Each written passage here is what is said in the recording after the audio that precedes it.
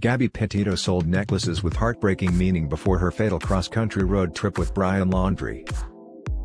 Gabby Petito sold healing necklaces that sought to eliminate pain, rage and stress and provide the strength to move on just months before her ill-fated road trip with Brian Laundrie, from which only he returned. Petito, 22, whose body was found at a campsite in Teton County, Wyoming on September 19, listed the gold-plated necklaces for sale on her Depop page, thingsgabbydoes, last year. Gabby's remains were found in Wyoming on September 19. Credit, Instagram, Gabby Petito. She sold healing necklaces on a Depop page months earlier. Credit, Depop, Gabby Petito. Retailing for $10, Gabby sold at least 3 of the necklaces on her page, which appear to have originally been made by Target. One of the chains has what's described as a gold Howlite Healing stone, which Gabby claimed helped its wearer find stability, patience, and awareness. Howlite stone helps teach patience and helps to eliminate rage, pain and stress, the listing reads. Promote emotional expression with this gold-plated healing stone pendant necklace. Set with a cylindrical Howlite stone to bring strong and positive vibrations of self-expression and inspiration whenever you wear it. A black agate necklace was also sold by Gabby at around the same time. That item claimed to contain powers of protection, strength, alignment. Black agate is a grounding and protective crystal, the listing reads. It gives a calming peace, the inner strength to move on, also very helpful in keeping the peace in stressful times or places. The third necklace sold, an Amazonite light healing stone, claimed to represent self-expression, inspiration and calming vibes. Promote harmony and peace with this gold-plated healing stone, Gabby wrote. Set with a cylindrical Amazonite stone to bring strong and positive vibrations of self-expression and inspiration whenever you wear it. The 22-year-old van life vlogger, who would be found strangled to death months later, also sold old clothes, headbands, and custom-made items on her Depop page. For $5, she sold hand-designed bookmarks made by Brian Laundrie that were splattered with blood.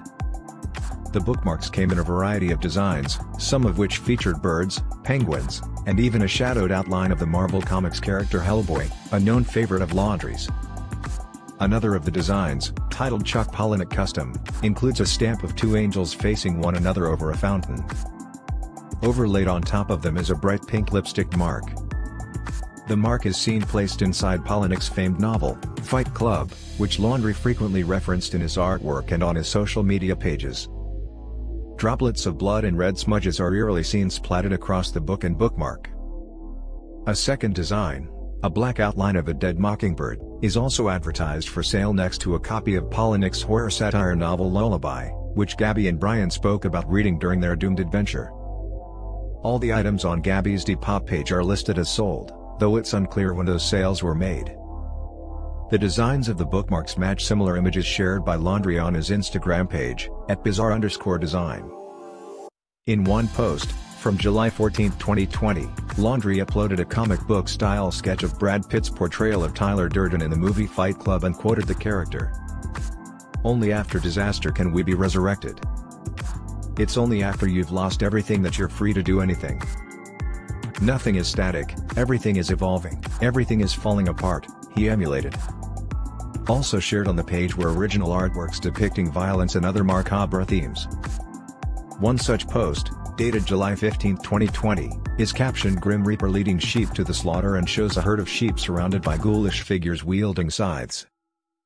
Some of the reapers have been carved into mousetraps and outlined in red. A second work uploaded a week earlier, shows what appears to be a man wearing a wolf mask, sitting in a chair and holding a blood-soaked knife, with red splatters up his arms and legs. Behind the subject's head is a red circle, with 3 other animal mask-wearing figures holding guns and a bat. Specifically what happened between Gabby and Brian during their cross-country road trip is yet to be determined by investigators. They had been around 2 months into their planned 4-month cross-country road trip touring the U.S. national parks before Gabby vanished sometime around August 27. Brian quietly returned home to Florida alone on September 1, failing to alert police or Gabby's family that she was missing. That came after 10 days of allegedly being stonewalled by Brian and his parents about where her daughter was. Brian then vanished himself on September 13, telling his parents he was going hiking in the Carlton Reserve. They described him as being upset and out of sorts when he left their home for the last time. Gabby's remains were found at a campsite near Grand Teton National Park. A subsequent autopsy determined that she had been strangled to death by a human force around 3 to 4 weeks earlier. That search came to an end on October 20 after skeletal remains were found in Meowcahatchee Creek Park, which is adjacent to the Carlton Reserve, in Sarasota County, Florida. Officials identified the remains as Laundrie's the following day. A cause and time of death have not yet been determined following an inconclusive autopsy late last month. A black agate necklace was also sold by Gabby, seeking to promote protection and strength. Credit, Depop, Gabby Petito. Gabby also sold bloodstained bookmarks designed by Brian. Credit, Depop. Brian Laundrie. Cops blame human error in search for Gabby Petito's fiancé after mixing up fugitive with mom Roberta.